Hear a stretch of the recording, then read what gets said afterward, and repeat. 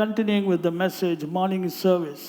காலையிலே நாம் கேட்டதான அந்த செய்தியை நாம் தொடர்ந்து கேட்க போகிறோம். Our God is a very, very good God. நம்முடைய தேவன் மிகவும் மிகவும் நல்ல தேவன். That's why He's given you everything.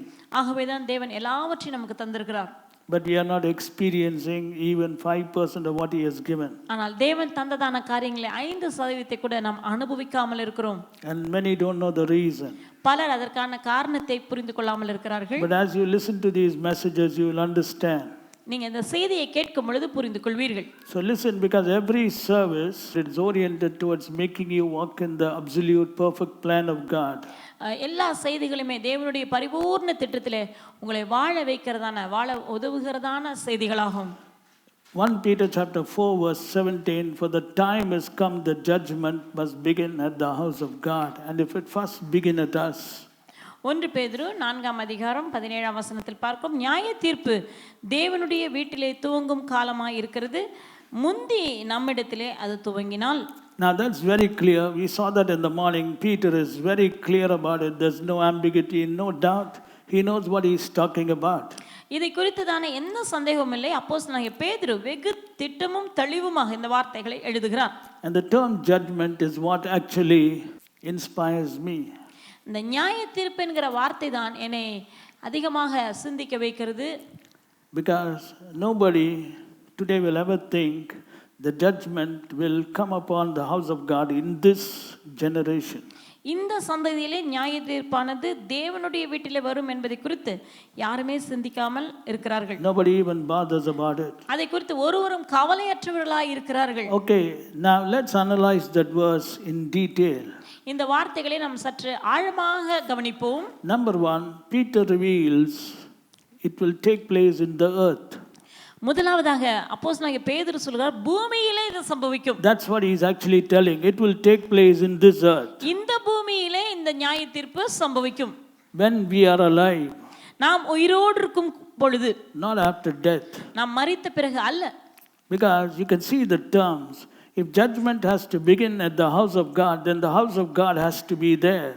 நியாய தீர்ப்பு தேவனுடைய வீட்டிலே துவங்க வேண்டும் என்றால் தேவனுடைய வீடு இருக்க வேண்டும். So when do you think the house of God will be there? It will not be after you die. நீங்கள் மரித்த பிறகு அல்ல. தேவனுடைய வீடு என்பது நீங்கள் மரித்த பிறகு அல்ல. House of God is when you are alive before the coming of the Lord Jesus. நீங்கள் உயிரோடு இருக்கும் பொழுது கர்த்தராகிய இயேசு கிறிஸ்துவின் வருகைக்கு முன்பதாக தான் தேவனுடைய வீடு இருக்கும். That means it will take place before the coming of our Lord Jesus Christ. அப்படியானால் கர்த்தராகிய இயேசு கிறிஸ்துவின் வருகைக்கு முன்பதாக தான் இந்த காரியம் நடக்கும். Which means it can happen anytime. அப்படியானால் அது எந்த நேரத்திலும் சம்பவிக்கலாம். So the question is, are we ready? கேள்வி என்ன, நாம் ஆயத்தமா? In 2 Peter chapter 2 verse 9, Peter talks about another judgment. I'm trying to make you understand what Peter is telling. 2 Peter 2:9, the Lord knoweth how to deliver the godly out of temptation and to reserve the unjust unto the day of judgment to be punished. 2 பேதுரு 2ஆம் அதிகாரம் 9வது வசனத்திலே பேதுரு அடுத்த ஒரு நியாய தீர்ப்பை குறித்து பேசுகிறார். நீங்கள் வித்தியாசத்தை புரிந்து கொள்ள வேண்டும். ஆகவே தான் இதை உங்களுக்கு நான் சொல்லுகிறேன். கர்த்தர் தேவ பக்தி உள்ளவர்களை சோதனை நின்று ரட்சிக்கவும் அக்கிரமக்காரரை ஆக்கினைக்குள்ளானவர்களாக நியாய தீர்ப்பு நாளுக்கு வைக்கவும் அறிந்திருக்கிறார். Now here the Bible is talking about the day of judgment, and in the day of judgment the unjust will be punished. That means it will be the judgment of the unjust. நியாய தீர்ப்பின் நாள் அப்படி என்றால் அநியாயக்காரர்கள் அவர்கள் நியாயம் தீர்க்கப்படுகிறதான அந்த நாளை குறித்து தான் வேதம் சொல்கிறது. So first he talks about judgment in the house of God, and now he is talking about judgment for the unjust or the ungodly, and it will be where they will be punished.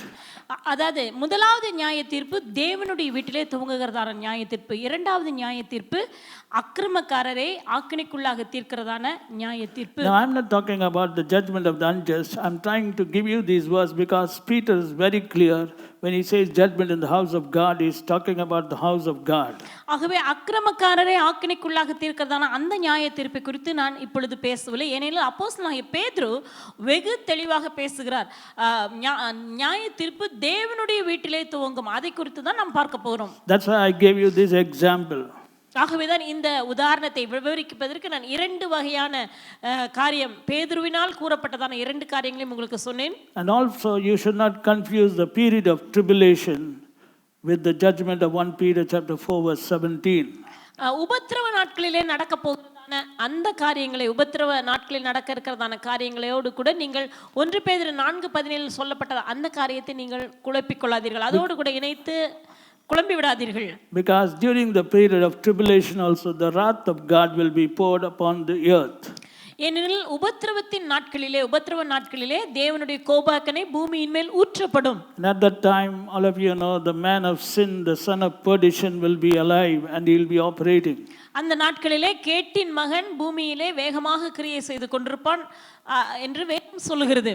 And this will happen before that. இந்த சம்பவமானது 1 பேதுரு 4:17 என்பது அதற்கெல்லாம் முன்பதாக சம்பவிப்பது. Later on we'll discuss about all those things which we discussed before. இதற்கு பின்பு நாம் வேறொரு நாளிலே நாம் அவைகளை குறித்து இன்னும் விவரமாக நாம் பார்க்கலாம். But let me tell you something, if you are not ready you will be afraid. ஒரு காரியத்தை உங்களுக்கு சொல்கிறேன், நீங்கள் ஆயத்தமாக இல்லாவிட்டால் பயப்படுவீர்கள். And those who are afraid will naturally try to sidetrack through the preaching. பயத்தோடு இருக்கிறவர்கள் அவர்கள் தடுமாறுவார்கள். சைட் ட்ராக் பண்ணோன்னா அப்படியே திசை திருப்பி அழகாக அப்படியே மொழிப்பிடுவாங்க. அங்கே தான் கேர்ஃபுல்லாக இருக்கணும். தைரியமாக பேசணுன்னா நீங்கள் ரெடியாக இருந்தால் தான் பேச முடியும், இல்லாட்டி பேச மாட்டாங்க. அது ஃபஸ்ட்டு புரிஞ்சுக்குங்க. That's why we have to be very, very careful. வெகு கவனமாக நாம் இருக்க வேண்டும். If judgment is going to begin in the house of God, who do you think you are? You are a part of the house of God. தேவனுடைய வீட்டிலே நியாய தீர்ப்பு துவங்குகிறது என்றால் நீங்கள் யார்? நீங்கள் தேவனுடைய வீட்டிலே ஒரு பாகமாக தானே இருக்கிறீர்கள். Now we already told you judgment means it's a sort of God showing his anger on people. That's the meaning of judgment. நியாய தீர்ப்பு என்று சொல்லும் பொழுது தேவன் தன்னுடைய கோபத்தை ஜனங்களின் மேல் காட்டுவது, அதை காட்டுகிறதான செயல், அதுதான் நியாய தீர்ப்பு. That's what happened to the children of God after they were delivered. When God became angry after a particular period of time, he overthrew them, and that is the judgment which came upon the people of God in the wilderness. அதேதான் நாம் முதலாவது சபையிலே வனாந்தரத்திலே தேவன் தன்னுடைய ஜனங்களை அவர்தான் மீட்டுக்கொண்டார். அவர்களை மீட்டுக்கொண்டு அவர்களிடத்திலே அதிக பொறுமையோடு கூட இருந்தார்.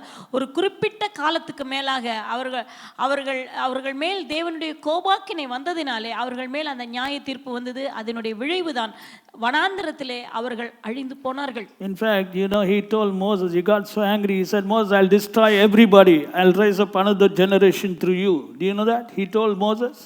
மோசே இடத்திலே ஆண்டவர் ஜனங்களின் மேல் இருந்த அந்த கோபத்தினாலே ஆண்டவர் என்ன சொன்னார்? உன்னை எல்லா ஜனங்களையும் அழித்து விடுவேன், நான் வேறொரு சந்ததியை நான் உருவாக்கி விடுவேன் என்றார். உன் மூலமா உண்டாக்குவேன். Moses had to plead. That is God. மோசே அவரோடு கூட விண்ணப்பம் பண்ண வேண்டியதாக இருந்தது. இதுதான் தேவன். இதுதான் நம்முடைய தேவன். He is very, very quiet, very, very patient, very, very long suffering, but beyond a particular limit he will manifest who he is. அவர் மிகவும் பொறுமை உள்ளவர், அமைதலாக தேவன் இருக்கிறார், அவர் பொறுமையோடு கூட இருக்கிறார். ஆனால் அதே நேரத்தில் அதற்கு மேலே ஒரு குறிப்பிட்ட அளவை தாண்டும் என்றால் அதற்கு பிறகு தேவன் தான் யார் என்பதை காட்டி விடுவார். What does judgment mean? நியாய தீர்ப்பு என்றால் என்ன? Judgment is a result of continuous disobedience to the word of God. நியாய தீர்ப்பு என்று சொல்லும் பொழுது தொடர்ச்சியாக தேவனுடைய வசனத்துக்கு கீழ்ப்படியாமல் இருப்பது. Living for a period of time without doing the will of God brings judgment. கர்த்தருடைய சித்தத்தை தொடர்ந்து கொஞ்ச நாட்களுக்கு சில காலமாக தேவனுடைய சித்தத்தை செய்யாமலே இருப்பது, அதனால் வருகிற விளைவுதான் நியாய தீர்ப்பு. It's a result of iniquity and living in it, continuously thinking that nothing will happen. குறிப்பிட்ட காரியங்களை செய்து கொண்டே இருந்து ஒன்றும் நடக்காது என்று எண்ணிக்கொண்டிருப்பது தான் அதனுடைய விளைவு தான் நியாய தீர்ப்பு. Go to Ecclesiastes chapter 3 verse 16 and 17. And moreover I saw under the sun the place of judgment, that wickedness was there, and the place of righteousness, that iniquity was there. Verse 17, I said in my heart, God shall judge the righteous and the wicked, for there is a time there for every purpose and for every work. பிரசங்கி 3ஆம் அதிகாரம் 16ஆம் 17ஆம் வசனத்திலே நாம் பார்க்கிறோம். பின்னும் சூரியனுக்கு கீழே நான் நியாயஸ்தலத்தை கண்டேன், அங்கே அநியாயம் இருந்தது, நீதி ஸ்தலத்தையும் கண்டேன், அங்கே அநீதி இருந்தது. சகல எண்ணங்களையும் சகல செய்கைகளையும் நியாயம் தீர்க்கும் காலம் இனி இருக்கிறபடியால் சன்மார்க்கனையும் துன்மார்க்கனையும் தேவன் நியாயம் தீர்ப்பார் என்று என் உள்ளத்தில் எண்ணினேன். Now look at the man of God, the wise man. Look at what he saying. He says, I saw wickedness in the place of judgment, and in the place of righteousness iniquity I saw. ஞானவானாக இருந்ததான அந்த மனிதன் என்ன சொல்லுகிறார் பாருங்கள். நான் ஒரு காரியத்தை கண்டேன், சூரியனுக்கு கீழே நான் நியாயஸ்தலத்தை கண்டேன், நியாயஸ்தலத்திலே அநியாயம் இருந்தது, நீதி ஸ்தலத்திலே அநீதி இருந்தது. In the place of righteousness, iniquity is there. நீதி ஸ்தலத்திலே அநீதி இருந்தது. Then he said in his heart, God shall judge the righteous and the wicked. தேவன் சொல்கிறார், தேவன் சன்மார்க்கனையும் துன்மார்க்கனையும் அவர் நியாயம் தீர்ப்பார். Because wherever iniquity is, God will judge whether you are righteous, whether you are wicked. எங்கு அக்கிரமம் அல்லது அநீதி இருக்கிறதோ தேவன் அந்த இடத்திலே அவர் நியாயம் தீர்க்கிறார். But when will he do it? There is a time there for every purpose and for every work. ஆனால் எல்லாவற்றிற்கும் ஒரு காலம் உண்டு. அதே தான் வசனம் சொல்கிறது, சகல எண்ணங்களையும் சகல செய்கைகளையும் நியாயம் தீர்க்கும் காலம் இனி இருக்கிறபடியால் அந்த நேரத்திலே தேவன் கிரியை செய்கிறார். That's the thing you have to understand. There's a time for God to work. தேவன் கிரியை செய்வதற்கு ஒரு காலம் உண்டு. And if you are caught in the time, you have to be double, triple times careful. அந்த நேரத்திலே நீங்கள் சிக்கிக் கொள்வீர்களானால் அல்லது இருப்பீர்கள் என்றால் அதிக பயத்தோடு 2 மடங்கு 3 மடங்கு நீங்கள் எச்சரிப்பாகவும் பயத்தோடும் இருக்க வேண்டும். That is why you should be like the children of Issachar, people who had understanding of the time. இஸ்ரவேல் அதாவது இசக்கார் புத்திரரை போல இஸ்ரவேல் ஜனங்களுக்குள்ளே இசக்கார் புத்திரரின் கோத்திரமானது காலாகாலங்களுக்கு என்ன செய்ய வேண்டும் என்பதை அறிந்திருந்ததான ஜனம். Okay, who is your God? உங்களுடைய தேவன் யார்? He is a healing God, restoring God, lifting God, promoting God, forgiving God, merciful God, long-suffering God. I can keep on going so many things. உங்களுடைய தேவன் உங்களை குணப்படுத்துகிறதான தேவன், உயர்த்துகிறதான தேவன், உங்களை இழந்ததை திரும்ப தருகிறதான தேவன், உங்களை பாதுகாக்கிறதான தேவன், இப்படியாக நாம் அடுக்கடுக்காக சொல்லிக்கொண்டே போகலாம். He is a God who does everything for his people. சகலவற்றையும் அவர் தன்னுடைய ஜனங்களுக்காக செய்கிறார். He will go to any extent to do anything for his people. தேவன் தன்னுடைய ஜனத்துக்காக எதையும் அவர் செய்ய ஆயத்தமாய் இருக்கிறார். He is your God. அவர்தான் நம்முடைய தேவன். But at the same time, don't forget what the apostle of grace says in Hebrews 10 verse 30. Who is your God? The Lord shall judge his people. அதே நேரத்திலே எபிரேயர் 10ஆம் அதிகாரம் 30வது வசனத்திலே அப்போஸ்தலன் சொல்லுகிறதான அதையும் நாம் மறந்து விடக்கூடாது. நம்முடைய தேவன் கர்த்தர் தம்முடைய ஜனங்களை நியாயம் தீர்ப்பார். Now this is something which nobody is teaching. Did you notice that? இதை யாருமே போதிப்பது கிடையாது. உங்களுக்கு தெரியுமா? The Lord, they always talking one side, they are not talking the other side. தேவனுடைய ஒரு பாகத்தை குறித்து மாத்திரமே போதித்துக் கொண்டிருக்கிறார்கள், அடுத்த பாகத்தை சொல்லுவதில்லை. Now the point which I want you to understand, when the Lord is judging, you can't stop it. Nobody can stop it. If the devil is doing something, you can block it. But if the Lord is judging, nobody can do anything, brother. சத்ருவானவன் ஏதாவது கிரியை செய்வானால் அதை நீங்கள் தடுக்க முடியும். ஆனால் கர்த்தர் ஒரு காரியத்தை செய்கிறார் என்றால் அவரை யாராலும் தடுத்து நிறுத்த முடியாது. Nobody. ஒருவராலும் தடுக்க முடியாது. That is why judgment is dangerous. ஆகவேதான் நியாய தீர்ப்பு என்பது ஆபத்துக்குரியது. That's why I'm telling this again and again. திரும்பமாக நான் சொல்கிறேன். And you know why I'm telling? Because it's coming in my spirit. Last week I was praying, Lord, let our church escape judgment. Let our people escape judgment. Do something, Lord. We are not perfect, but do something. We want to escape. I was praying and praying and praying. I don't know why, but I very strongly feel that we have to pray about this because we don't want even one of our people to go through this thing. கடந்த வாரத்திலே நான் ஜெபித்துக் கொண்டே இருந்தேன். ஆண்டவரே, நம்முடைய சபையானது நியாய தீர்ப்புக்கு தப்பித்துக் கொள்ள வேண்டும், அதிலிருந்து தப்பிக்க வைத்தருளும் ஆண்டவரே. சபையில் இருக்கிற ஒரு நபர் கூட இதில் சிக்கிக்கொள்ளக்கூடாது. ஏன் என்று எனக்கே தெரியவில்லை. ஆனால் எனக்குள்ளாக இப்படியாக ஜெபம் பண்ணும்படி ஒரு உந்துதலும் ஒரு தூண்டுதலும் எனக்குள் இருந்து கொண்டே இருந்தது. Actually, it's good to pray for something well in advance. எந்த காரியத்துக்கும் முன்கூட்டி நாம் ஜெபிப்பது நல்லது. Okay, others who don't know, they won't be bothered. அறியாமல் இருக்கிறவர்கள் இவைகளை குறித்து அறியாமல் இருப்பார்கள். Okay, what happens when judgment manifests? Listen very carefully. Go to the book of Amos chapter 4 verse 12. Amos 4ஆம் அதிகாரம் 12ஆம் வசனம். What happens when judgment manifests? நியாய தீர்ப்பு வெளிப்படும் பொழுது என்ன நடக்கும்? Therefore thus will I do unto thee, O Israel. ஓ இஸ்ரவேலே, உனக்கு நான் இவ்வாறாக செய்வேன். Okay, now this is what God is talking. Judgment to Israel. What will happen when God judges Israel? இஸ்ரவேலை தேவன் நியாயம் தீர்க்கும் பொழுது தேவன் என்ன செய்வார்?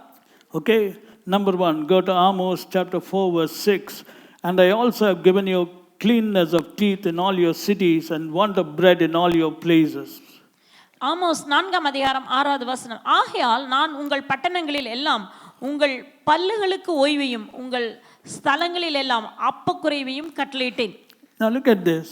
He is giving rest to your teeth. இந்த வார்த்தையை பாருங்க, பல்லுகளுக்கு ஓய்வு. What does it mean? அப்படினா அர்த்தம் என்ன? That means you don't have anything to eat. அப்படினா சாப்பிடுறதுக்கு எதுவும் இல்ல.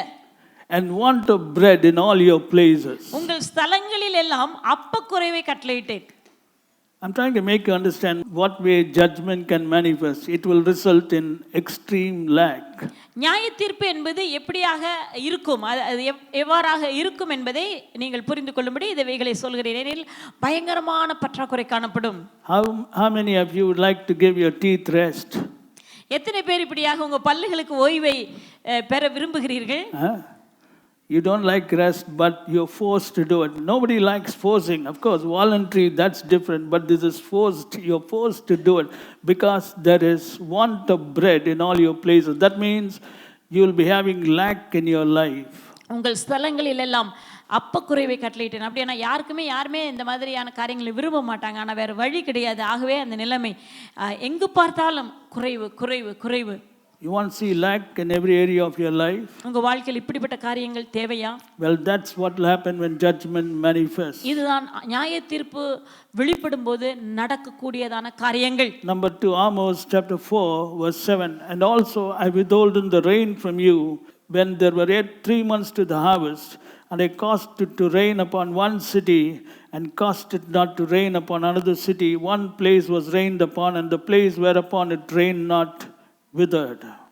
7வது வசனத்திலே பார்க்கிறோம், இதுவும் அல்லாமல் அறுப்பு காலம் வர இன்னும் 3 மாதம் இருக்கும் பொழுதே மழையை நான் தடுத்தேன். ஒரு பட்டணத்தின் மேல் மழை பெய்யவும் ஒரு பட்டணத்தின் மேல் மழை பெய்யாமல் இருக்கவும் பண்ணினேன். ஒரு வயலின் மேல் மழை பெய்தது, மழை பெய்யாத மற்ற வயல் காய்ந்து போயிற்று.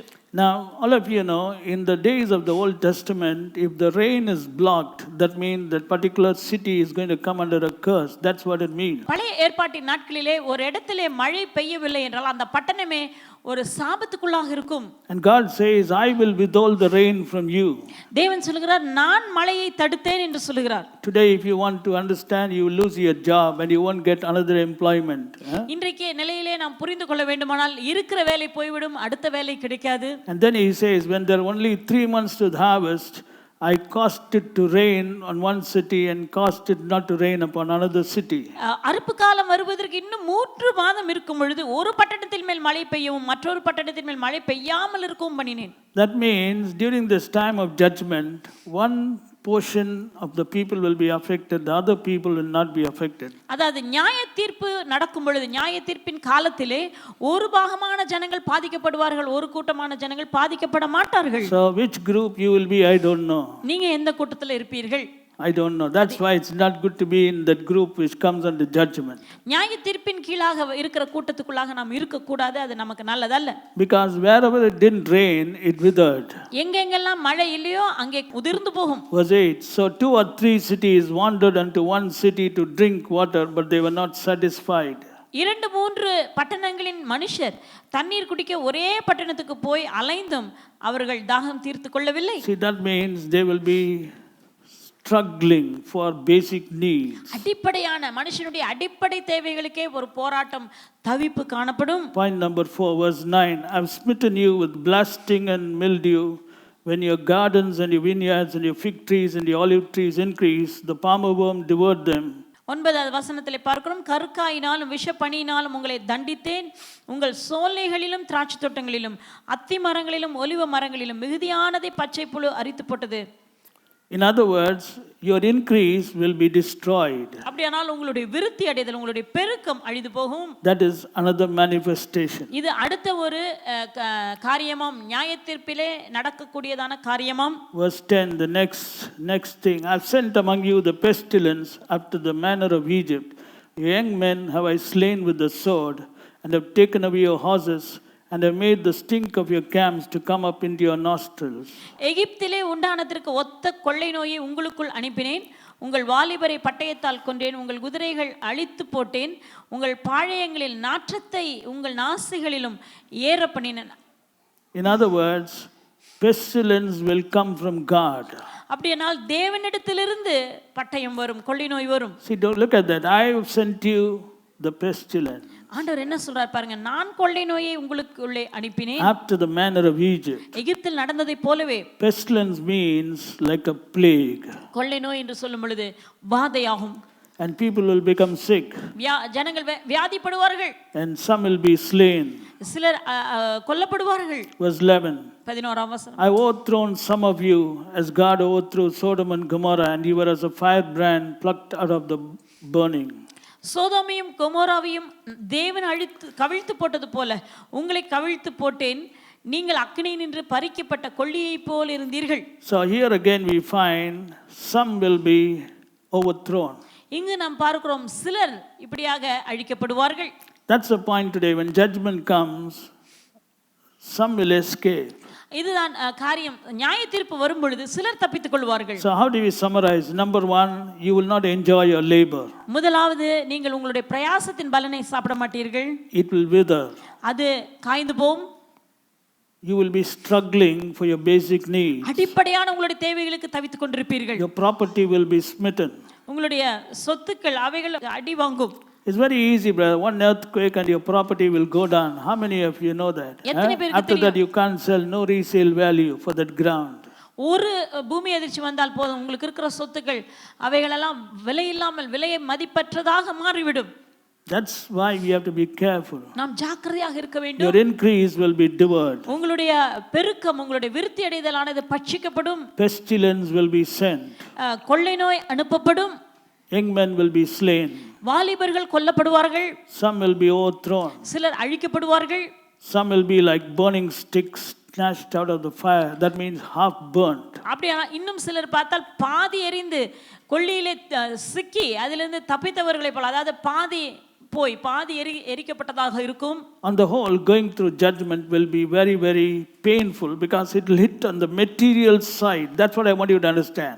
On your material side, your body, your money, your family, your job, every area there will be attack. That is what God is meaning when he talks about judgment. ஆகவே நியாய தீர்ப்பு என்று சொல்லும் பொழுது அது பொருளாதார ரீதி, நிதி நிலைமை எல்லாவற்றையும் அது பாதிக்கிறது. உங்களுடைய பிரயாசத்தின் பலனை நீங்கள் சாப்பிட முடியாமல், உங்களுடைய பெருக்கத்தை நீங்கள் அனுபவிக்க முடியாமல், உங்களுடைய குடும்பம், உங்களுடைய சரீரம் இவையெல்லாம் பாதிக்கப்படும். இதுதான் நியாய தீர்ப்பின் நாட்களிலே நடக்கக்கூடிய பயங்கரமான காரியமாம். And in Amos 4 verse 11 God says, "Thus will I do unto thee, O Israel." இஸ்ரவேலே, நான் உனக்கு இந்த பிரகாரமாக செய்வேன் என்று ஆண்டவர் சொல்றார். Therefore thus will I do unto thee, O Israel. ஆகையால் இஸ்ரவேலே, இந்த பிரகாரமாக உனக்கு நான் செய்வேன். Now the point, if you note this Amos chapter 4, you will find every line after God says, "I've done this," he says, "I will do this so that you may return unto me." ஒவ்வொரு வசனத்திலையும் ஆண்டவர் 6, 7, 8, 9 ஒவ்வொரு வசனங்களையும் நம்ம பார்க்கிறோம். தேவன் இந்த காரியத்தை எல்லாம் சொல்லிவிட்டு ஒவ்வொன்றையும் நான் செய்கிறதற்கு காரணம் என்னவென்றால் தன்னிடத்தில் ஜனங்கள் திரும்ப வேண்டும், அதற்காக தான் என்று சொல்லிக்கொண்டே இருக்கிறார். Yet you have not returned unto me, though I did this. இவைகளெல்லாம் நான் செய்த போதிலும், இவைகளை நான் செய்திருந்தும் நீங்கள் என்னிடத்தில் திரும்பவில்லை என்று இஸ்ரவேலருக்கு சொல்லுகிறார். This is how humans are. மனிதர்களே இப்படிதான் இருக்கிறார்கள். Even now when judgment is not taking place, so many things happen in our life, but yet we don't return. That's the biggest problem today. இன்றைக்கு நம்முடைய வாழ்க்கையிலே நியாய தீர்ப்பு வரவில்லை, ஆனால் பல காரியங்கள் நடந்திருந்தும் இன்னும் தேவனிடத்திலே நாம் திரும்பாமல் இருக்கோம். அதுதான் மனிதரிடத்தில் காணப்படும் பிரச்சனை. Okay, I want to ask you a question. ஒரு கேள்வியை நான் உங்களிடத்தில் கேட்கிறேன். You are doing business or whatever it is, money is not coming, okay? நீங்க How do you know that the devil is blocking? Why can't it be God blocking it? நீங்க business செய்றீங்க, உங்களுக்கு வர வேண்டிய பணம் வராம, இல்லாட்டி ஏதோ ஒன்று பண்றீங்க, வேலை செய்றீங்க, மொத்தத்துல கடனாவே இருக்கீங்க. நீங்க சொல்றீங்க பிசாசு இதுன்றீங்க. நான் கேட்கிறேன், ஏன் ஆண்டவர் செய்யக்கூடாது? See verse 7, "Also I withheld the rain from you when there were 3 months to the harvest. I caused it to rain upon one city and caused it not to rain upon the other city." Verse 8, "So 2 or 3 cities wandered into one city to drink water, but they were not satisfied. Yet have ye not returned unto me, saith the Lord." 8வது வசனத்திலே பார்க்கிறோம், 2-3 பட்டணங்களின் மனுஷர் தண்ணீர் குடிக்க ஒரே பட்டணத்துக்கு போய் அலைந்தும் தாகம் தீர்த்து கொள்ளவில்லை, ஆயிலும் நீங்கள் என்னிடத்தில் திரும்பாமல் போனீர்கள் என்று கர்த்தர் சொல்லுகிறார். See, this is what the people do always. இதுதான் இப்படிதான் ஜனங்கள் எப்பொழுதும் செய்கிறார்கள். And that is not good. அது நல்லதல்ல. Because when the time of judgment comes, everybody can see. ஏனெனில் நியாய தீர்ப்பின் காலம் வரும் பொழுது அதை எல்லாரும் பார்க்க முடியும். And the reason is, by allowing judgment to come upon some people, God expects others to change. சிலரின் மேலே நியாய தீர்ப்பை தேவன் அனுமதிப்பதின் மூலமாக மற்றவர்கள் மாற வேண்டும் என்று எதிர்பார்க்கிறார். That's what we see. To some people God allows. சிலருக்கு தேவன் அதை அனுமதிக்கிறார். Amos chapter 4 verse 11, I overthrown some of you. உங்களில் சிலரை நான் இப்படியாக அழித்து போட்டேன். See, some people will be affected. சிலர் அதிலே பாதிக்கப்படுவார்கள். Verse 7, and I caused it to rain upon one city and caused it not to rain upon another city. ஒரு பட்டணத்தின் மேல் மழை பெய்யவும் வேறொரு பட்டணத்தின் மேல் மழை பெய்யாமல் இருக்கவும் பண்ணினேன். It doesn't mean that the rain which came on the city was a city which was pleasing God. Both are Israel, but God, this is God. He doesn't smite everybody. He smites one group and puts them as a warning for the others. ஒரு பட்டணத்தின் மேல் மழையை பெய்ய கட்டளையிட்டேன் என்று சொல்லும்போது அந்த பட்டணம் தேவனை பிரியப்படுத்தினார்கள் என்று அப்படி அர்த்தம் அல்ல. அவர்கள் இரண்டுமே இஸ்ரவேல் ஜனங்கள் தான். ஆனால் ஒரு இடத்திற்கு ஆண்டவர் மழை பெய்யாமல் இருக்கும்படி செய்து அதை நிறுத்தி மற்றவர்களுக்கு அதை உதாரணமாக எச்சரிப்பாக தேவன் காட்டுகிறார். That is what we saw in 1 Corinthians chapter 10. Why did God overthrow them in the wilderness? 1 Corinthians 10 verse 6. Now these things were our examples. 1 கொரிந்தியர் 10ஆம் அதிகாரம் 6ஆம் வசனத்திலே பார்த்தோம். ஏன் இவைகள் சம்பவித்தது என்றால் இவைகள் நமக்கு திருஷ்டாந்தங்களாய் இருக்கிறது. That is what today we have to understand. இதைதான் நாம் இன்றைக்கு புரிந்து கொள்ள வேண்டும். But the point is, those who are being affected, they will really go through pain. That is why we don't know who can be affected, and we have to ensure that none of us come in that group. யார் அதை சிக்கிக் கொள்கிறார்களோ அவர்கள் உண்மையாகவே அந்த காலகட்டத்திலே பயங்கரமான வேதனைகள் வழியாக கடந்து போவார்கள். ஆகவே அப்படிப்பட்டதான காரியங்கள் சம்பவிக்க கூடாது. Amos chapter 4 verse 12. ஆமோஸ் 4ஆம் அதிகாரம் 12ஆம் வசனம். After telling all this he says, therefore thus will I do unto thee, O Israel, and because I will do this unto thee, prepare to meet thy God, O Israel. Amos 4ஆம் அதிகாரம் 12ஆம் வசனம். ஆகையால் இஸ்ரவேலே இந்த பிரகாரமாக உனக்கு நான் செய்வேன். இஸ்ரவேலே நான் இப்படி உனக்கு செய்ய போகிறபடியினால் உன் தேவனை சந்திக்கும்படி ஆயத்தப்படு. See, because I will do this very clearly, thus will I do unto thee. See, God has never changed. Thus will I do unto thee, O Israel. And then he says, because I will do this unto thee, prepare to meet thy God, O Israel. ஆண்டவர் என்ன சொல்றார்? இஸ்ரவேலே இந்த பிரகாரமாக இந்த முறையாக உனக்கு நான் செய்வேன். ஆகவே இஸ்ரவேலே நான் இப்படி செய்ய போகிறபடியினால் உன் தேவனை சந்திக்கும்படி நீ ஆயத்தப்படு. In the New Testament also we find certain incidents. புதிய ஏற்பாட்டிலும் சில சம்பவங்களை நாம் பார்க்கிறோம். Go to the book of Acts chapter 5. அப்போஸ்தலர் 5ஆம் அதிகாரம். Now all of you know this incident. Acts chapter 5 verse 5. And Ananias, hearing these words, fell down and gave up the ghost, and great fear came on all them that heard these things. அப்போஸ்தலர் 5:5 பார்க்கிறோம். அனனியா இந்த வார்த்தைகளை கேட்கவே விழுந்து ஜீவனை விட்டான். இவைகளை கேள்விப்பட்ட யாவருக்கும் மிகுந்த பயம் உண்டாயிற்று. Verse 10. Then fell she, Ananias' wife, straightway at his feet and yielded up the ghost. And the young man came and found her dead and carried her forth, buried her by her husband. உடனே அவள் அவனுடைய பாதத்தில் விழுந்து ஜீவனை விட்டாள்.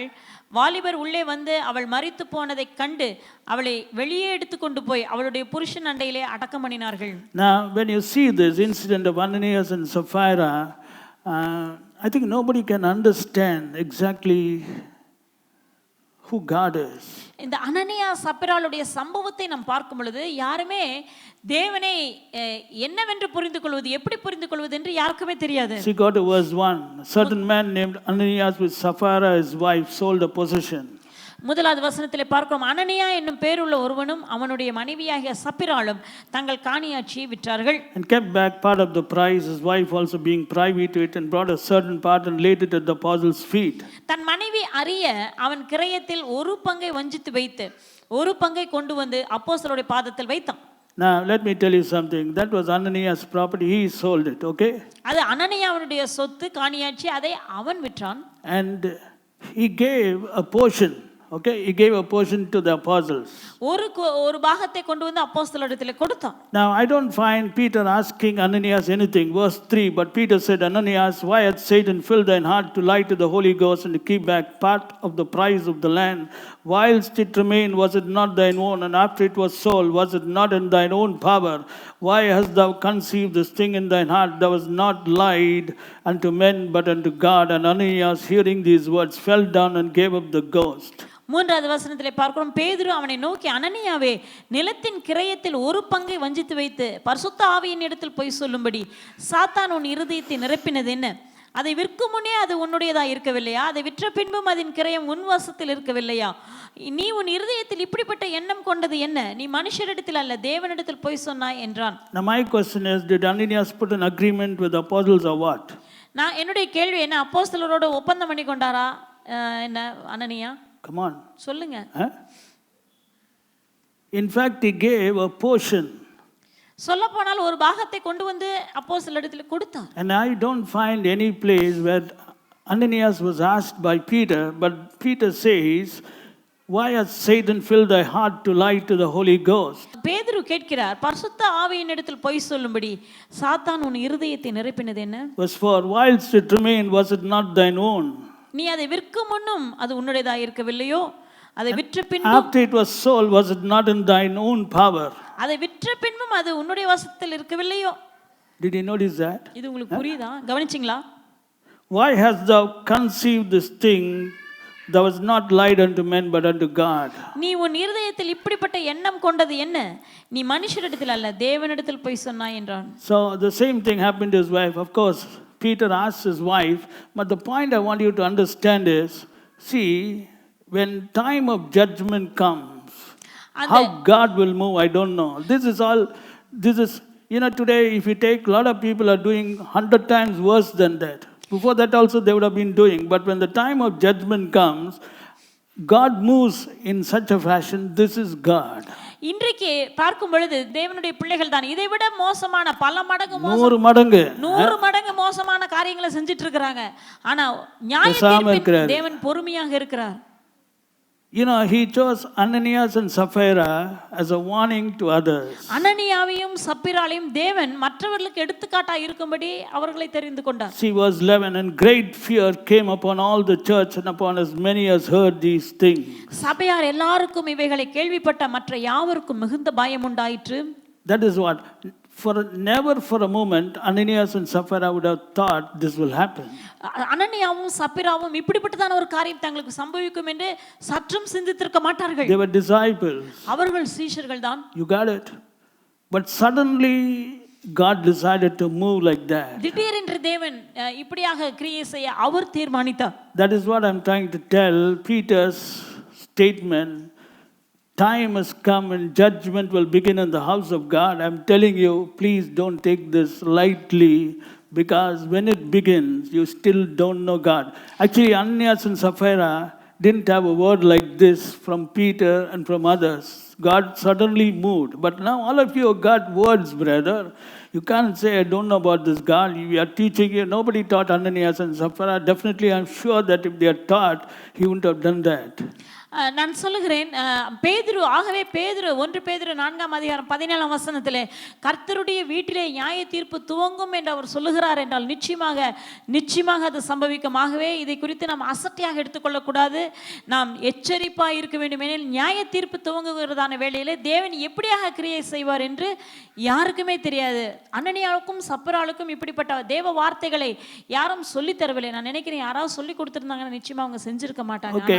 உங்களுக்கு அப்படி அல்ல, நீங்கள் கேட்கிறீர்கள் கர்த்தருடைய வார்த்தையை. Don't you belong to the same period as Ananias and Sapphira? நீங்களும் அதே காலகட்டத்தில் தானே இருக்கிறீர்கள். அனனியா after the cross, சிலுவைக்கு பின்பதான காலம். Did you think about this? இதை குறித்து நாம் சிந்தித்தோமா? I'm trying to make you understand, this is the God of the Bible. இதுதான் நீங்கள் புரிந்து கொள்ள விரும்புகிற இவர்தான் வேதத்தில் சொல்லப்பட்டதான தேவன். Amos 4:12, therefore thus will I do unto thee, O Israel, and because I will do this unto thee, prepare to meet thy God, O Israel. Amos 4ஆம் அதிகாரம் 12ஆம் வசனத்திலே, ஆகையால் இஸ்ரவேலே இந்த பிரகாரமாக உனக்கு செய்வேன், இப்படி நான் உனக்கு செய்ய போகிறபடியினால் உன் தேவனை சந்திக்கும்படி ஆயத்தப்படு. Okay, to make you understand how judgment can be, let's go to Ezekiel. நியாய தீர்ப்பு என்றால் எப்படி இருக்கும் என்பதை புரிந்து கொள்வதற்கு எசேக்கியேல் புத்தகத்திலிருந்து பார்க்கலாம். Because God has been revealing himself through the incidences in the Bible. All these are written for our admonition. இவையெல்லாம் நமக்கு எச்சரிப்பாய் வேதத்தில் எழுதப்பட்டிருக்கிறது. Okay, Ezekiel chapter 9 verse 1. He cried also in mine ears with a loud voice saying, cause them that have charge over the city to draw near, even every man with his destroying weapon in his hand. எசேக்கியேல் 9வது அதிகாரம் 1வது வசனம். பின்பு அவர் என் காதுகள் கேட்க மகா சத்தமாய், நகரத்தின் விசாரிப்புக்காரர் சங்கரிக்கும் ஆயுதங்களை தங்கள் கைகளில் பிடித்துக் கொண்டு வர கடவர்கள் என்று சொன்னார். Okay, look at the voice coming. Cause them that have charge over the city to draw near, even every man with his destroying weapon in his hand. அவர் சொன்னதான அந்த காரியத்தை பாருங்கள். நகரத்தின் விசாரிப்புக்காரர் சங்கரிக்கும் ஆயுதங்களை தங்கள் கைகளில் பிடித்துக் கொண்டு வரக்கடவர்கள். Verse 2. And behold, 6 men came from the way of the higher gate, which lieth towards the north, and every man a slaughter weapon in his hand. And one man among them was clothed with linen, with the writer's ink on by his side. And they went in and stood beside the brazen altar. அப்பொழுது இதோ 6 புருஷர் வெட்டுகிற ஆயுதங்களை தங்கள் கைகளில் பிடித்துக்கொண்டு வடக்கே பார்த்த உயர்ந்த வாசலின் வழியிலிருந்து வந்தார்கள். அவர்களில் சணல் நூல் அங்கி தரித்து தன் அறையில் கணக்கனுடைய மைக்கூட்டை வைத்திருக்கிற ஒருவன் இருந்தான். அவர்கள் உள்ளே பிரவேசித்து வெண்கல பலிபீட தண்டையிலே நின்றார்கள். Now please understand, God is giving what's happening to Ezekiel. Though Ezekiel is seeing them as men, they were not men. Okay, who are these 6 men? They are those who had charge over the city. 6 புருஷர். அந்த 6 புருஷர் என்று சொல்லும் பொழுது யார் அந்த 6 புருஷர்? அந்த பட்டணத்தின் மேல் விசாரிப்புக்காரராக இருந்தவர்கள். They are said by God, invisible. கண்ணுக்கு தெரியாதவர்கள். Invisible. கண்ணுக்கு தெரியாதவர்கள். So 6 men come. 6 புருஷர் வந்தனர். And among them one is clothed with linen.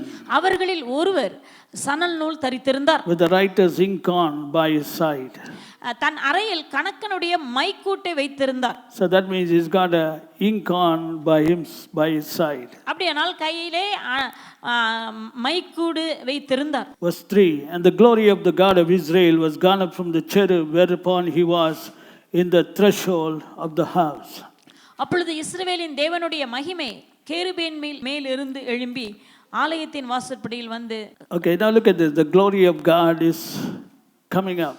தேவனுடைய மகிமை வெளியே வந்தது. To the threshold of the house. ஆலயத்தின் வாசற்படிக்கு வந்தது. And he called to the man clothed with linen, which had the writer's ink on by his side. சணல் நூல் அங்கி தரித்து தன் அறையிலே கணக்கனுடைய மைக்கூட்டை வைத்திருந்த புருஷனை கூப்பிட்டது. So you got it, 6 men. These are the people who are in charge of the city. One man with a cloth with linen, with the writer's ink on by his side, is there, and the glory of the Lord is coming. Always before the judgment, the glory moves. That's what I want you to understand. The glory is moving, and we find that this man, clothed with linen, with the writer's ink on, is called. தேவனுடைய மகிமை வெளியே ஆலயத்தின் வாசற்படியில் வந்து சணல் நூல் அங்கி தரித்திருந்து தன் கையிலே கணக்கனுடைய மைக்கூட்டை வைத்திருந்த புருஷனை கூப்பிட்டது. அதிலிருந்து நமக்கு என்ன புரிகிறது என்றால், எப்பொழுதுமே நியாய தீர்ப்பு துவங்குவதற்கு முன்பதாக தேவனுடைய மகிமை வெளிப்படும். Verse 4. 4ஆம் வசனம். And the Lord said unto him. கர்த்தர் அவனை நோக்கி. To who? யாரை நோக்கி சொன்னார்? The man clothed with linen, with the writer's ink on. சணல் நூல் அங்கி தரித்திருந்தவரும் தன் அறையிலே கணக்கனுடைய மைக்கூட்டை வைத்திருந்த அந்த புருஷனை நோக்கி சொன்னார். Go through the midst of the city, through the midst of Jerusalem. நீ எருசலேம் நகரம் எங்கும் உருவ போய். See, he's telling, go round about Jerusalem. எருசலேமை சுற்றிலும் உருவ போய். Go through the midst of the city. பட்டணத்திற்குள்ளாக நீ சென்று. You got a writer's ink on. I'm giving you a job. Set a mark upon the foreheads of the men that sigh and that cry for all the abominations that be done in the midst thereof. உன் கையிலே ஒரு காரியம் இருக்கிறது, மைக்கூடு, அதாவது கணக்கன் வைக்கிறதான அந்த மைக்கூடு உன் கையிலே இருக்கிறது. அதை நீ எடுத்துக்கொண்டு எருசலேமிற்குள்ளே செய்யப்படுகிற சகல அருவருப்புகள் நிமித்தமும் பெருமூச்சு விட்டு எழுகிற மனுஷருடைய நெற்றிகளிலே அடையாளம் போடு என்றார். See, he's telling, now you got a job, you got to go and see, and you know there are people, my people, these people are in my plan, they cry inside, they're not happy with what's going on in Jerusalem, the house of God. So many unwanted things are going on, and he will put a mark on those who are in line with my plan, and you go with them. That's what he's telling. தேவன் சொன்ன காரியம் என்னவென்றால், என்னுடைய ஜனங்கள் இருக்கிறார்கள், அவர்கள் எருசலேமிலே பல காரியங்கள் நடக்கிறது, பல வகையான காரியங்கள் நடக்கிறது, எதுவும் அது சரியில்லாததான பல காரியங்கள் நடக்கிறது. ஆகவே அவைகளை விரும்பாமல், அவைகளை அருவருக்கிறதான என்னுடைய திட்டத்தை புரிந்து கொண்டு செயல்படுகிறதான சில ஜனங்கள் அதற்குள்ளாக எருசலேமிலே இருக்கிறார்கள். Put a mark on their forehead. அவர்களுடைய நெற்றியிலே போய் நீ ஒரு முத்திரையை போடு, Put a அடையாளம் போடு. Put a mark where? எங்கே அடையாளத்தை போட வேண்டும்? Here. நெற்றியிலே ஒரு அடையாளம். That's why your mark, that's why the place has to be reserved. ஆகவே தான் இந்த இடமானது தேவனுக்காக இருக்க வேண்டிய இடம். Because a mark will be put. ஏனெனில் இந்த இடத்திலே அடையாளம் போடப்படும். Verse 5, and to the others he said in my hearing, go ye after him through the city and smite. Let not your eyes spare, neither have ye pity. Slay utterly old and young, both maids and little children and women. But come not near any man upon whom is the mark, and begin at my sanctuary. Then they began at the elders which were before the house. 5-6 வசனங்கள். பின்பு அவர் என் காதுகள் கேட்க மற்றவர்களை நோக்கி, நீங்கள் இவன் பின்னாலே நகரமெங்கும் போய் வெட்டுங்கள், உங்கள் கண் தப்ப விடாமலும் நீங்கள் இறங்காமலும் முதியோரையும் வாலிபரையும் கன்னிகைகளையும் குழந்தைகளையும் ஸ்திரீகளையும் சங்கரித்து கொன்று போடுங்கள், அடையாளம் போடப்பட்டிருக்கிற ஒருவனையும் கிட்டாதிருங்கள், என் பரிசுத்த ஸ்தலத்திலே துவங்குங்கள் என்று என் காதுகள் கேட்க சொன்னார். அப்பொழுது அவர்கள் ஆலயத்துக்கு முன்னே இருந்த மூப்பரிடத்தில் துவக்கம் பண்ணினார்கள். The point is, look at what's happening, okay? He's telling, on those who are having the mark, you shouldn't do anything. தங்கள் நெற்றியிலே அடையாளத்தை உடையவர்களை கிட்டவும் சேராதீர்கள் என்று சொல்லிவிட்டார். Begin at my sanctuary. என்னுடைய பரிசுத்த ஸ்தலத்தில் துவங்குங்கள். And have no mercy, no pity once you start the work which you have been given. நான் உங்களுக்கு கொடுத்ததான அந்த வேலையை செய்ய ஆரம்பித்த பிறகு எந்த விதமான இரக்கமும் காட்டாமல் நீங்கள் இந்த காரியங்களை செய்ய வேண்டும். Verse 6, slay utterly old, young, both maids and little children. That means if you are going to be in the judgment part, your children also will not escape. Please understand. Okay, verse 6. முதியோரையும் வாலிபரையும் கன்னிகைகளையும் குழந்தைகளையும். Little children. குழந்தைகள். See that? Little children. குழந்தைகள். ஸ்திரீகள். But come not near any man upon whom is the mark. ஆனால் யார் மேல் அந்த அடையாளம் இருக்கிறதோ அவர்கள் கிட்டவும் சேராதீர்கள் என்றார். Verse 8, and it came to pass when they were slaying them and I was left, that I fell upon my face and cried and said, Our Lord God, wilt thou destroy all the residue of Israel in thy pouring out of thy fury upon Jerusalem? அவர்கள் வெட்டிக்கொண்டு போகையில் நான் மாத்திரம் தனித்து முகங்குப்புற விழுந்து, கர்த்தராகிய ஆண்டவரே, தேவரீர் எருசலேமின் மேல் உமது உக்கிரத்தை ஊற்றுகையில் இஸ்ரவேலின் மீதியானவர்களை எல்லாம் அழிப்பீரோ என்று முறையிட்டேன். Verse 10. Look at what God says. As for me also, mine eye shall not spare, neither will I have pity, but I will recompense the way upon their head. ஆகையால் என் கண் தப்ப விடுவதும் இல்லை, நான் இரக்கம் செய்வதும் இல்லை, அவர்களுடைய வழியின் பலனை அவர்கள் சிரசின் மேல் இறங்க பண்ணுவேன் என்றார். I want you to understand, I will recompense their way upon their head. அவர்களுடைய வழியின் பலனை அவர்கள் சிரசின் மேல் இறங்க பண்ணுவேன் என்றார். Verse 11. And behold, the man clothed with the linen which had the ink on by his side reported the matter, saying, I have done as thou hast commanded me. 11 வசனம். இதோ சணல் நூல் அங்கி தரித்து தன் அறையில் மைக்கூட்டை வைத்திருக்கிற புருஷன் வந்து, நீர் எனக்கு கட்டளையிட்டபடியே செய்தேன் என்று காரியத்தை தெரிவித்தான். Now what do we learn from this incident about God? இந்த சம்பவத்திலிருந்து தேவனை பற்றி நாம் என்ன கற்றுக்கொள்கிறோம், புரிந்து கொள்கிறோம்? See, God was waiting patiently, long suffering, giving them so many chances. He was just keeping quiet. He was not doing anything.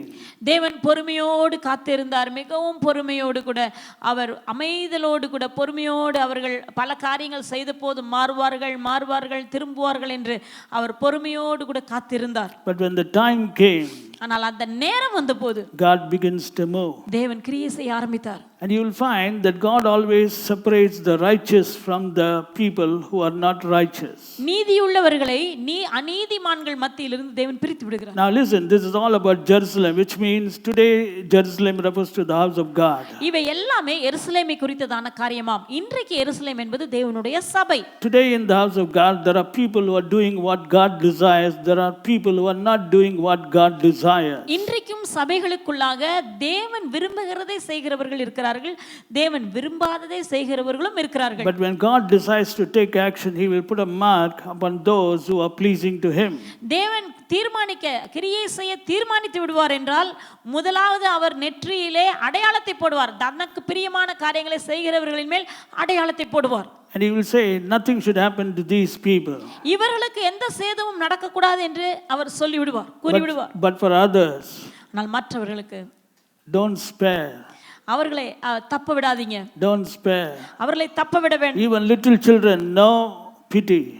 குழந்தைகளாக இருந்தால் கூட இரக்கமில்லை. I will not spare them. I will not spare them. Neither will I have pity. உங்கள் கண் தப்ப விடாமலும் நீங்கள் இரங்காமலும் இருங்கள். Third point, begin at my sanctuary. மூன்றாவதாக என்னுடைய பரிசுத்த ஸ்தலத்தில் இதை ஆரம்பம் பண்ணுங்கள். See, always God starts first. That's why I'm telling you. What does James say? Be not much teachers, lest you receive the greater condemnation. எப்பொழுதுமே ஆண்டவர் முதலாவது அவருடைய ஆலயத்தில் தான், அவருடைய பரிசுத்த ஸ்தலத்தில் தான் துவங்குகிறார்.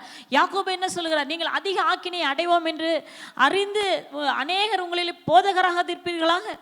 So they began with the elders who were before the temple. ஆகவே முதலாவது அவர்கள் ஆலயத்துக்கு முன்னே இருந்த மூப்பரிடத்தில் துவக்கம் பண்ணினார்கள். Where does it start? எங்கு ஆரம்பமானது? Today everybody wants to be elder and leader. That's a big problem. As long as judgment is not there, you escape. But once judgment begins, first it will come upon you and your family. How many of you? That's why I'm telling you, we have come to that stage where we have to be very, very careful. So they began with the elders who are before the temple. இன்றைக்கு அநேகர் தலைவர்களாக மூப்பர்களாக இருக்க விரும்புகிறார்கள். ஆனால் பாருங்க, ஆண்டவருடைய நியாய தீர்ப்பு என்று வரும் என்றால் அது முதல்ல மூப்பரிடத்தில் தான் ஆண்டவர் துவக்கினார். First it will start there, then it will go down. முதல்ல மூப்பரிடத்தில் துவங்கி அதுக்கு பிறகுதான் கீழே இறங்குறது. To the child of God, தேவ பிள்ளைகளே, are you ready to meet your God? உங்களுடைய தேவனை சந்திக்க நீங்கள் ஆயத்தமாக இருக்கிறீர்களா? See, all of us know Hebrews chapter 2 verse 3, where it says, how shall we escape if we neglect so great salvation? எபிரேயர் 2:3 பார்க்கிறோம், இப்படிப்பட்டதான ரட்சிப்பை குறித்து நாம் கவலையற்றிருப்போமானால் தண்டனைக்கு எப்படி தப்பித்துக் கொள்வோம்? See, this is Paul telling, how shall you escape if you neglect so great salvation? இவ்வளவு பெரிதான ரட்சிப்பை குறித்து நாம் கவலையற்றிருப்போமானால் தண்டனைக்கு எப்படி தப்பித்துக் கொள்வோம்? What's the meaning of neglecting so great salvation? இவ்வளவு பெரிதான ரட்சிப்பை குறித்து கவலையற்றிருப்பது என்றால் அர்த்தம் என்ன? It means you don't understand the purpose of you being saved. எதற்காக ஆண்டவர் உங்களை ரட்சித்தார் என்பதை அறிந்து கொள்ளாமல் இருப்பது. For example, you join this company as a manager. உதாரணத்துக்கு ஒரு நிறுவனத்திலே நீங்கள் மேனேஜராக சேர்கிறீர்கள். But if you don't understand the objectives of the company, you will be doing so many things, and the company will find that you are neglecting the purpose for which you were appointed. அந்த நிறுவனம் உங்களிடத்திலிருந்து என்ன எதிர்பார்க்கிறது என்பதை நீங்கள் புரிந்து கொள்ளாமல் நீங்கள் பல தேவையில்லாத காரியங்களை செய்து கொண்டு நிறுவனம் எதிர்பார்க்கிற காரியத்தை செய்யாமல் இருப்பீர்களானால் அந்த நிறுவனமானது சீக்கிரத்தில் கண்டுபிடித்து விடும். நீங்கள் நிறுவனத்தினுடைய குறிக்கோள்களை அசட்டை செய்கள் என்பதை அவர்கள் அறிந்து விடுவார்கள். Why were you saved? எதற்காக நீங்கள் ரட்சிக்கப்பட்டீர்கள்? Do you know that? உங்களுக்கு தெரியுமா? Tell me, why were you saved? எதற்காக ரட்சிக்கப்பட்டீர்கள்? If you don't know, then you're going to neglect that so great salvation. அதுவே அறியாமல் இருப்பீர்கள் என்றால் நீங்கள் உங்களுடைய ரட்சிப்பை அசட்டை பண்றீங்க. That's why Paul says, how shall we escape? ஆகவே தான் பவுல் சொல்கிறார், நாம் எப்படி தப்பித்துக் கொள்வோம்? Many people take this lightly. அநேகர் இவைகளை எல்லாம் லேசாக எடுத்துக்கொள்கிறார்கள். Before Ananias and Sapphira, everybody took it lightly, but suddenly it began through Ananias and Sapphira. அனனியாவுக்கும் சப்பிராளுக்கும் நடக்கிற வரைக்கும் எல்லாவற்றையும் லேசாக எடுத்துக்கொண்டார்கள். ஆனால் திடீரென்று அனனியாவின் மேலும் சப்பிராவுக்கும் இப்படிப்பட்ட காரியம் நேரிட்டது. Our God is the same God. நம்முடைய தேவன் அதே தேவன்தான். In Exodus chapter 9 verse 20 and 21, he that feared the word of the Lord among the servants of Pharaoh made his servants and his cattle flee into the houses, and he that regarded not the word of the Lord left his servants and his cattle in the field. யாத்ராமம் 9ஆம் அதிகாரம் 20வது வசனம். பார்வோனுடைய ஊழியக்காரரில் எவன் கர்த்தருடைய வார்த்தைக்கு பயப்பட்டானோ அவன் தன் வேலைக்காரரையும் தன் மிருக ஜீவன்களையும் வீடுகளுக்கு ஓடி வர பண்ணினான். எவன் கர்த்தருடைய வார்த்தையை மதியாமல் போனானோ அவன் தன் வேலைக்காரரையும் தன் மிருக ஜீவன்களையும் வெளியில் விட்டு விட்டான். Today, child of God, தேவ பிள்ளையே, are you taking the word of God seriously? கர்த்தருடைய வார்த்தையை ஜாக்கிரதையாக எடுத்துக்கொள்கிறீர்களா? Or are you taking the goodness of God for granted? இல்லாவிட்டால் தேவனுடைய தயவை நீங்கள் ஏதோ உங்களுக்கு கிடைத்த ஒன்றாக எண்ணிக்கொண்டிருக்கிறீர்களா? God is a too good God. நம்முடைய தேவன் மிகவும் நல்லவர். He will do anything. அவர் எதையும் I செய்வார். can quote so many verses in the Bible about this God. இந்த தேவனை பற்றி தான் அநேக வசனங்களை வேதத்திலிருந்து நான் சொல்ல முடியும். He will do anything for you. உங்களுக்காக அவர் எதையும் செய்வார். How shall he not through him freely give you all things? அவர் மூலமாக எல்லாவற்றையும் நமக்கு இலவசமாக தராமல் இருப்பது எப்படி? All of you know that scripture. What will God give? தேவன் எதை நமக்கு தருவார்? Romans 8 and verse 32. What will he give? தேவன் நமக்கு எதை தருகிறார்? All things. சகலவற்றையும் எல்லாவற்றையும் All things. எல்லாவற்றையும் All things. எல்லாவற்றையும் All things. எல்லாவற்றையும் Who will he give? யாருக்கு தருகிறார்? Us. நமக்காக. Us means house of God. நமக்கு என்று சொல்லும்போது தேவனுடைய சபைக்கு. How does he give? எப்படி தருகிறார்? Freely. இலவசமாக தருகிறார். Now this is God. இதுதான் தேவன், நம்முடைய தேவன். But at the same time, ஆனால் அதே if நேரத்தில் you're going to despise him, அவரை நீங்கள் அசட்டை செய்வீர்களா? if you're going to continually live after the flesh, நீங்கள் தொடர்ந்து மாம்சத்தின்படியே உங்களுடைய மாம்ச இச்சைகளின்படி நடந்து கொண்டே இருப்பீர்களா? if you continue to do things which God doesn't like, தேவன் விரும்பாத காரியங்களை தொடர்ந்து செய்து கொண்டிருப்பீர்களானால், thinking nothing will happen, எனக்கு ஒன்றும் நடக்காது என்று எண்ணிக்கொண்டு இப்படியாக நீங்கள் வாழ்ந்தால் it's not good. அது நல்லதல்ல. Because we don't know when judgment time will begin. ஏனெனில் நியாயத்தீர்ப்பின் காலம் எப்பொழுது துவங்கும் என்று நமக்கு தெரியாது. But if you are ready to meet your God, ஆனால் உங்கள் தேவனை சந்திக்க நீங்கள் ஆயத்தமாக இருந்தால் no problem. பிரச்சனையே அல்ல. Read that verse, Amos 4 and verse 12. Therefore thus will I do unto thee, O Israel. Amos 4ஆம் அதிகாரம் 12வது வசனம். இஸ்ரவேலே, நான் இப்படி உனக்கு செய்வேன். Thus will I do unto thee. உனக்கு நான் இந்த பிரகாரமாக செய்வேன். Thus will I do unto thee, O Israel. இஸ்ரவேலே, இந்த பிரகாரமாக நான் உனக்கு செய்வேன். And because I will do this unto thee, you better do something. Prepare to meet thy God, O Israel. இஸ்ரவேலே, நான் இப்படி உனக்கு செய்ய போகிறபடினால் உன் தேவனை நீ சந்திக்கும்படி இந்த காரியத்தை செய். நீ இதை செய் என்று சொல்கிறார். What is that? அது என்ன? Prepare to meet thy God. உன் தேவனை சந்திக்கும்படி நீ ஆயத்தமாக. I am being very frank. Are you prepared to meet your God?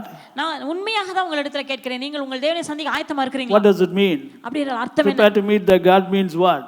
ஆயத்தப்படுவது என்றால் அர்த்தம் என்ன? What does it mean? Prepare to meet thy God. உன் தேவனை சந்திக்கும்படி ஆயத்தப்படுவது என்றால் அர்த்தம் என்ன? He's telling, are you ready for judgment? That's what it means, brother.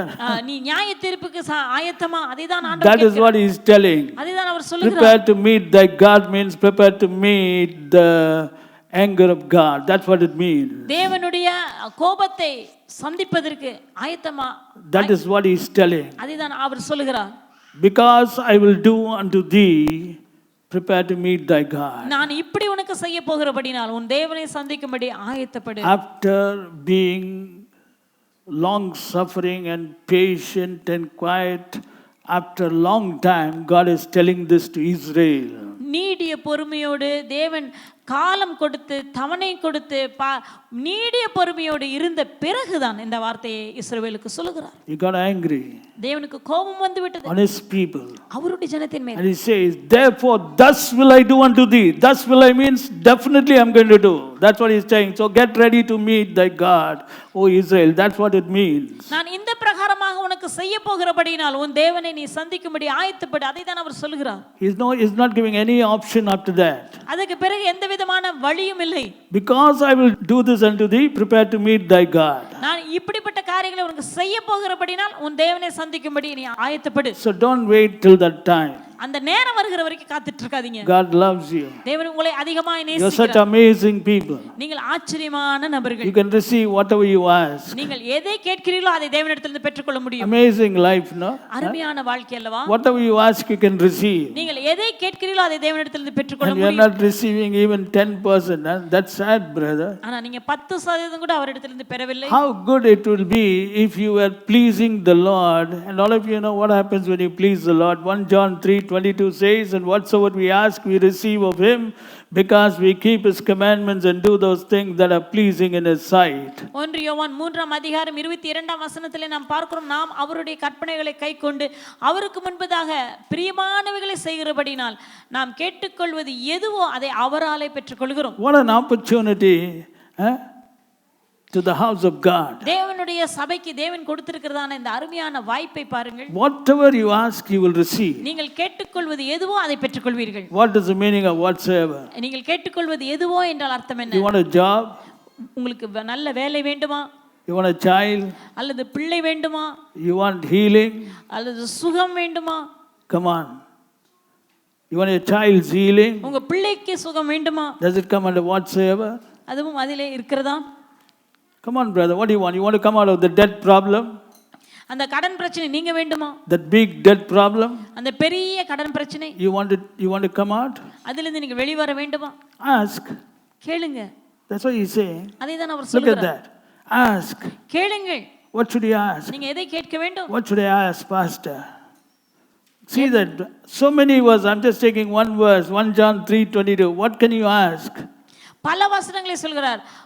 பல வசனங்கள் இது இருக்கு. நான் இப்போ ஒரு வசனம் உங்களுக்கு முன்னால வைக்கிறேன். எதை கேட்கலாம் நீங்க?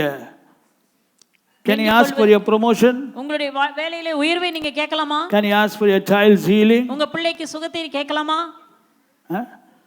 Can you ask for a life partner? வாழ்க்கை துணையை நீங்கள் கேட்கலாமா? Can you ask for a child? ஒரு குழந்தையை கேட்கலாமா? Can you ask for coming out of the debt problem? கடன் பிரச்சனையிலிருந்து வெளிவருவதை கேட்கலாமா? Can you ask for preservation? பாதுகாப்பை கேட்கலாமா? Does it come under whatsoever? அது வேண்டிக் கொள்கிறது எதுவோ அது அந்த பட்டியல்ல அதுவும் இருக்கிறதா? This is the privilege of a house of God. இதுதான் தேவனுடைய சபையா இருப்பதினுடைய ஸ்லாக்கியம். We means house of God. நாம் என்று சொல்லும்போது தேவனுடைய சபை. Whatsoever we ask, we receive of him. நாம் கேட்டுக்கொள்வது எதுவோ வேண்டிக் கொள்வது எதுவோ அதை அவராலே பெற்றுக்கொள்கிறோம். Because ஏனெனில் the problem is we never understood this because. இந்த செய்கிறபடினால் அந்த பிகாஸ் ஏனெனில் என்கிற அந்த அர்த்தத்தை நாம் புரிந்து கொள்ளாமல் புரியாம என்ன கலாட்டா பண்ணிட்டு இருக்கோம் பாருங்க.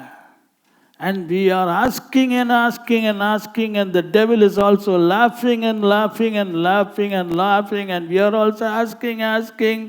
Come on, brother. God is a faithful God who honors his word.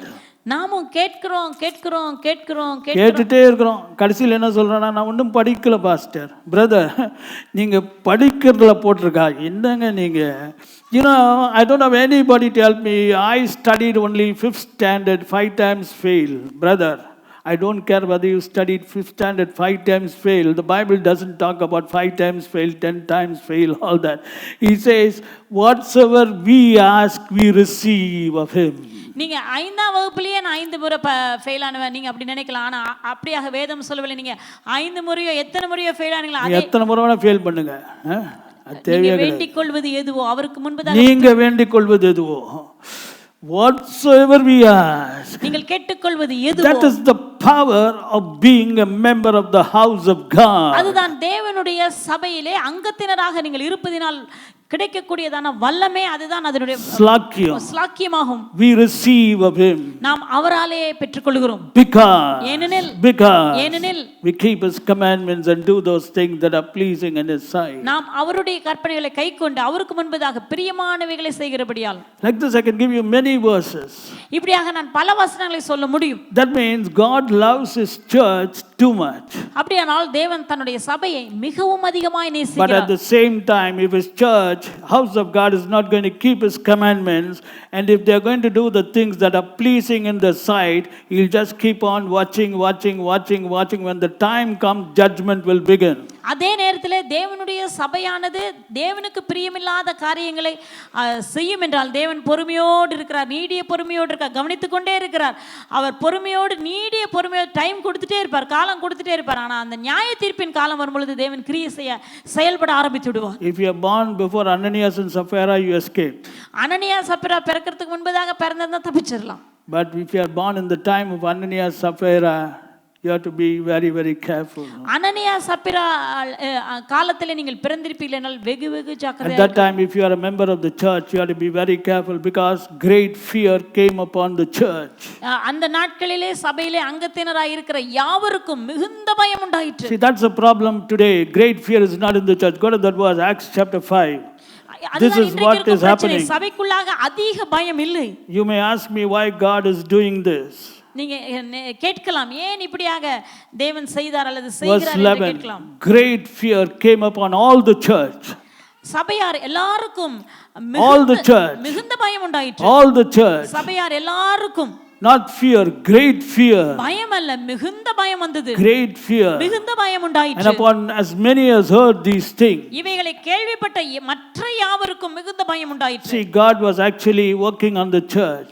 தேவன் சபைக்குள்ளாக கிரியை செய்தார். He was building up the church. தேவன் சபையை கட்டுகிறதான வேளை கட்டிக்கொண்டிருக்கிறதான That நேரத்தில் time he moved like that. அந்த நேரத்தில் தேவன் இவ்வாறாக செயல்பட்டார். Now he is going to come soon. வெகு சீக்கிரத்திலே இயேசு கிறிஸ்து திரும்பவும் And வரப்போகிறார். before he comes soon, he is going to sanctify and purify the church. அவர் திரும்ப வருவதற்கு முன்பதாக தன்னுடைய சபையை அவர் சுத்திகரித்து பரிசுத்தமாக்குவார். And the only way he can do it is to bring great fear upon all the church. அதற்கு ஒரே வழி தேவனுடைய சபையின் மேலும் மற்ற யாவருக்குள்ளாகவும் மிகுந்த பயம் உண்டாகும்படி செய்வதுதான். And at that time he may select some Ananias and Sapphira's. அந்த நேரத்திலே தேவன் அனனியாவாக சப்பிராளாக சிலரை தெரிந்து கொள்வார். Who will face the judgment. அவர்கள் நியாய தீர்ப்பை சந்திக்க வேண்டியதா இருக்கும். And then others will watch them and great fear will come and then we will change. மற்றவர்கள் அதை பார்ப்பார்கள். அதை பார்த்து மற்றவர்களுக்குள்ளாக மிகுந்த பயம் வந்து அவர்கள் மாறிடுவாங்க. But my question is, if you will be the Ananias and Sapphira, then what? என்னுடைய கேள்வி, ஒருவேளை நீங்க அந்த அனனியா சப்பிராவா இருந்தா என்ன நிலைமை? That is the point which I'm trying to make you understand. இதைதான் நீங்கள் புரிந்து கொள்ள நான் விரும்புகிறேன். Even Amos we saw, some of you I overthrew.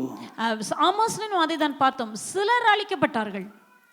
On one city it rained, another city it didn't rain. ஒரு பட்டணத்திலே மழை பெய்தது, மற்றொரு பட்டணத்தில் மழை பெய்யவில்லை. So my dear people of God, அருமையான தேவ ஜனங்களே, let's not take any risk. இனி எந்த விதமான நம்பிக்கை இல்லாத ஒரு நிலைமையில நம்ம ரிஸ்க் எடுக்க கூடாது. We should be guaranteed. உறுதியாக இருக்க வேண்டும். Make a calling and election sure. நம்முடைய அழைப்பையும் நம்முடைய தெரிந்து கொள்வதையும் உறுதிப்படுத்த வேண்டும். Spend the time of your sojourning here in fear, according to 1 Peter chapter 1 verse 17. 1 பேதுரு 1:17 இந்த பூமியிலே சஞ்சரிக்கும் நாட்கள் அளவும் பரதேசிகளாய் நாம் சஞ்சரிக்கிற இந்த நாட்களிலே மிகுந்த பயத்தோடு கூட நடந்து கொள்ளுங்கள். And do the things that please God. தேவனுக்கு பிரியமானதை செய்யுங்கள். And whatsoever you ask, He will receive. அப்பொழுது நீங்கள் கேட்டுக்கொள்வது எதுவோ அதை What I don't understand, God is saying, if you please me, I will give you everything. Then why are people not pleasing Him? I don't understand what logic is happening. He says, I'll give you whatever you ask if you please me. நீ எதை கேட்டாலும் எனக்கு நீ பிரியமாக நடப்பாயானால் நீ எதை கேட்டாலும் உனக்கு தருவேன். Then why are we not doing it? அப்படி இருந்தும் ஏன் அதை செய்யாமல் இருக்கிறார்கள்? It's crazy. இது வினோதமாக இருக்கிறது. And then we are going to face judgment. What is all this? அதன் விளைவாக நியாயத்தீர்ப்பை சந்திக்க வேண்டும்.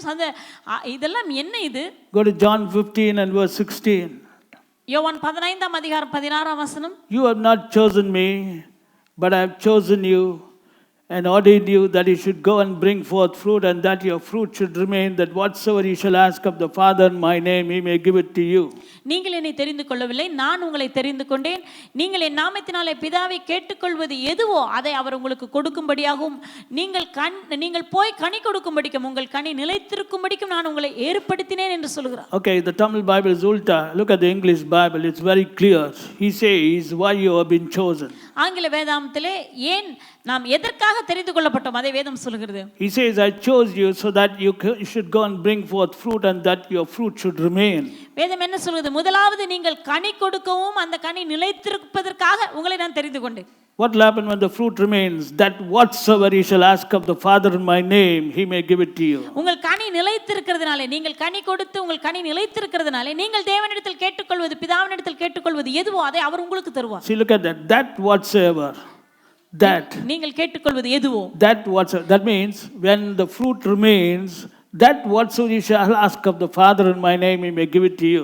உங்களுடைய கனி நிலைத்திருக்கும் என்றால் பிதாவினிடத்தில் நீங்கள் கேட்டுக்கொள்வது எதுவோ அதை அவர் உங்களுக்கு தருவார். Okay, I'll put it like this. You have not chosen me, but I have chosen you and ordained you that whatsoever you shall ask the Father in my name, he may give it to you. Is it clear now? நீங்கள் என்னை தெரிந்து கொள்ளவில்லை, நான் உங்களை தெரிந்து கொண்டேன். நீங்கள் பிதாவினிடத்திலே என் நாமத்தினால் கேட்டுக்கொள்வது எதுவோ அதை நீங்கள் பெற்றுக்கொள்ளும்படியாக நான் உங்களை ஏற்படுத்தினேன். இது உங்களுக்கு புரியுதா? That is the purpose. அதுதான் முக்கியமான நோக்கம். But when it becomes real is when you go and bring forth fruit and when your fruit remains. ஆனா அது எப்பொழுது நடக்கும், உண்மையாக மாறும் என்றால் நீங்கள் கனி கொடுக்கும் பொழுதும் உங்கள் கனி நிலைத்திருக்கும் பொழுதுதான். So my question is, why don't you bear fruit? என்னுடைய கேள்வி, ஏன் நீங்க கனி கொடுக்க கூடாது? Why should your fruit not remain? ஏன் உங்க கனி நிலைத்திருக்க கூடாதா? Why should you keep on struggling? ஏன் நீங்க தவித்துக் கொண்டே இருக்கிறீர்கள்? See, when God gives, no struggle. தேவன் கொடுக்கும்போது உங்களுக்கு தவிப்புக்கு இடமே இல்லையே. Because God can do anything. தேவனால் எதையும் செய்ய முடியும். So be wise. ஞானமுள்ளவர்களாய் இருப்போம். Remember, God is a healing God, He is a delivering God, He is a uplifting God, He is a promoting God, He is a forgiving God, He is a long-suffering God, He is a merciful God, He is a gracious God, dash, dash, dash. But he is also the Lord who judges his people.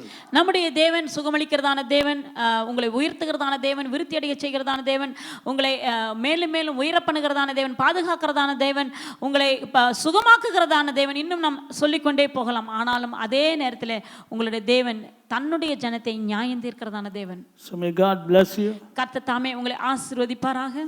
Maranatha. Maranatha. Thank you.